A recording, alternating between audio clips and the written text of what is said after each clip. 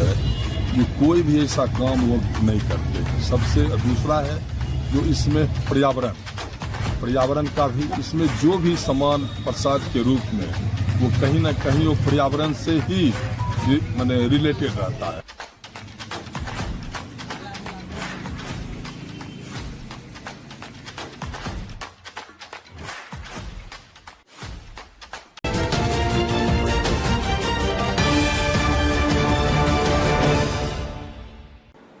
नमस्कार, स्वागत है आपका बेगूसराय न्यूज प्लेटफॉर्म में।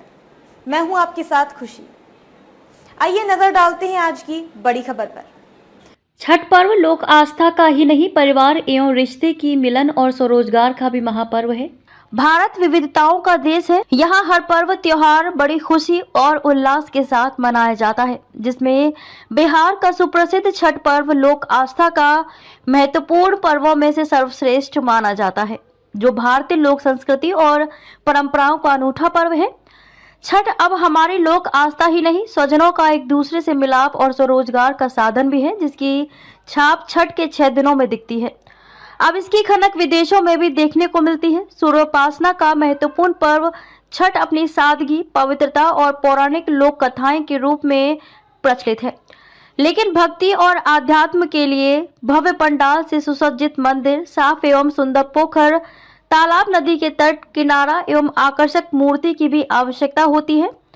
बात करें पूजन सामग्री की, तो छठ पर्व के लिए बांस से निर्मित सूप, अब पीतल का सूप, टोकरी, मिट्टी के बर्तन, गन्ने, गुड़, अरवा चावल, गेहूं के आटे से बना ठेकुआ, केला, सेब, संतरा, शरीफा, अमरूद, पानी, फल, सिंघाड़ा, नींबू, नारियल, अनानास, सुथनी, शकरकंद, पत्ते वाली हल्दी, अदरक, चावल के आटे का पीठा, पान का पत्ता, तुलसी, बद्धी, आलता, अक्षत, सिंदूर, घी, बाती, धूप, दिए आदि से सूर्यदेव को पहले संध्या अर्घ, बाद में सुबह का अर्घ लोकगीत के माधुर्य से सराबोर वातावरण के बीच दिया जाता है।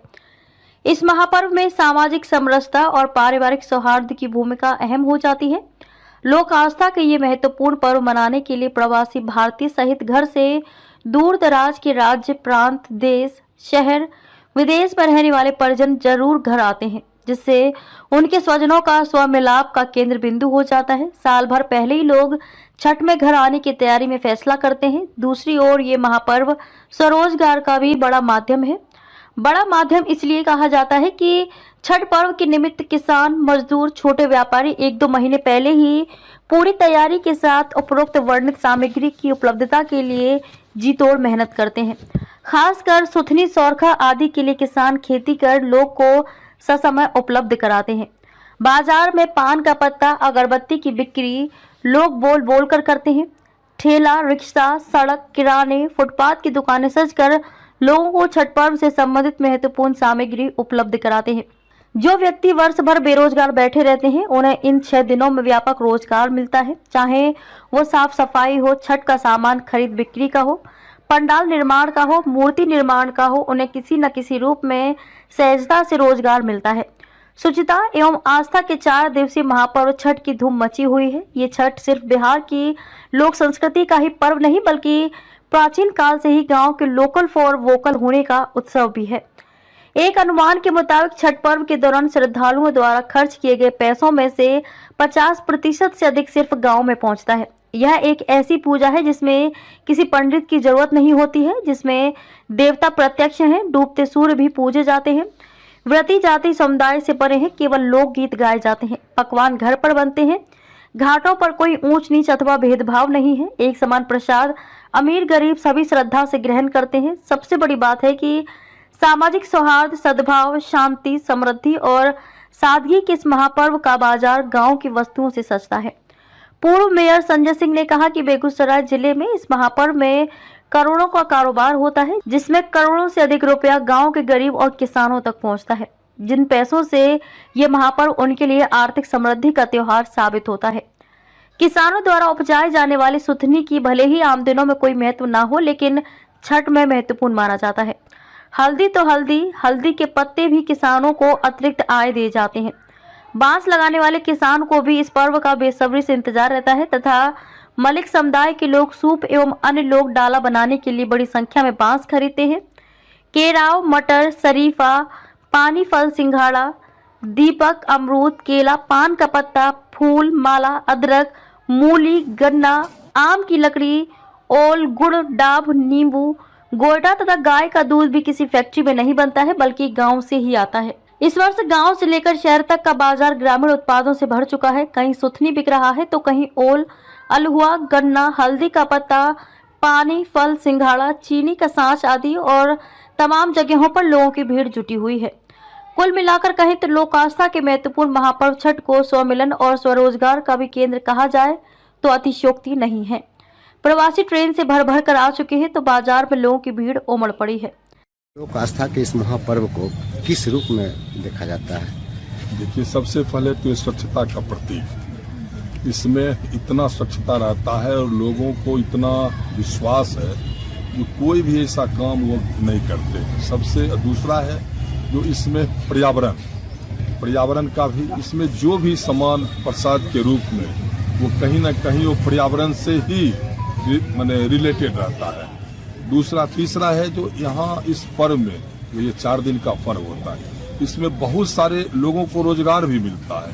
अन्य समुदाय, अन्य धर्म के लोग भी आप देखिएगा जो सड़क पे सामान बेच रहे हैं और लोग आस्था के साथ वो सामान खरीद रहे हैं। तो ये एक दूसरे का, सभी समुदाय का, सभी धर्मों के साथ एक साथ मिल के इस पर्व को हम लोग मनाते हैं। तीसरा चौथा है जो ये ऐसा पर्व है जो अगर लोग विदेश में भी हैं तो वो भी अपने घर आते हैं, तो अपने परिजनों को, बहुत सारे घर में अगर शादी विवाह रहता है तो भी लोग नहीं आ पाते हैं क्योंकि उनके पास समय नहीं गिर। लेकिन छठ पर्व एक ऐसा पर्व है जो इस पर्व में लोग कहीं भी हैं, देश में हैं, विदेश में हैं, बाहर हैं, हर रिश्तेदार उनको ये खींच लाता है ये पर्व।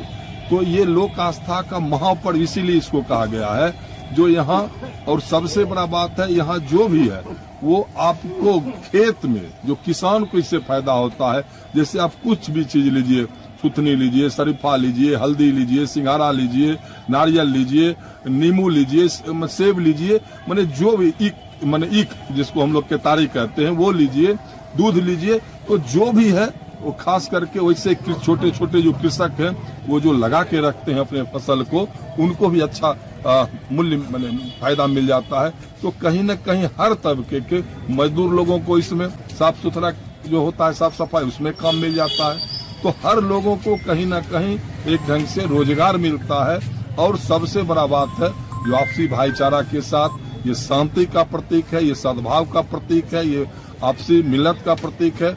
हम लोग एक दूसरे का सहयोग भी करते हैं। जैसे पहले हम लोग नागरिक शास्त्र में पढ़ते थे जो विनिमय, एक दूसरे का, अगर मेरे पास कोई सामान है तो हम आपको दे दिए, आपके पास जो ज्यादा है वो आप हमको दे दिए। इसमें ये भी होता है, अगर किन्हीं के खेत में हल्दी है तो वो हल्दी बांट रहे हैं, किन्हीं के खेत में ईख लगा हुआ है तो ईख बांट रहे हैं, किन्हीं के पास दूध है तो वो दूध दे रहे हैं। और कुछ सामाजिक कार्यकर्ता जो हैं वो भी लोगों को, जो हमारे छठव्रती श्रद्धालु हैं, उनके बीच भी वितरण करते हैं, फल का, दूध का, कपड़ा का। तो इससे एकदम भाईचारा और आपसी मिल्लत का सबसे प्रतीक है और इसीलिए इसको लोक आस्था का महापर्व कहा गया है। तो मैं तमाम छठव्रतियों को, तमाम श्रद्धालुओं को और तमाम बेगूसराय जिला वासियों को फिर से एक बार छठ पर्व की बधाई और शुभकामना देता हूं। जो हम लोग भगवान भास्कर से यही प्रार्थना करें जो हमारा राज्य, हमारा देश, हमारा जिला, हमारा समाज सुख शांति और समृद्धि आए, और भगवान भास्कर से ही प्रार्थना करना हम लोगों को है। बिहार की बेगूसराय से बेगूसराय न्यूज प्लेटफॉर्म के लिए सीईओ दिवाकर कुमार की एक्सक्लूसिव रिपोर्ट। खबरों में अब तक के लिए बस इतना ही। फिर होगी आपसे मुलाकात ऐसी ही एक और बड़ी खबर के साथ। तब तक के लिए नमस्कार और देखते रहिए बेगूसराय न्यूज प्लेटफॉर्म। अगर आप हमारी न्यूज को YouTube पर देख रहे हैं तो हमारे चैनल को सब्सक्राइब करें और तुरंत नोटिफिकेशन पाने के लिए बेल आइकन को प्रेस करें। अगर आप हमारी न्यूज को Facebook पर देख रहे हैं तो हमारे चैनल को फॉलो करना ना भूलें। धन्यवाद।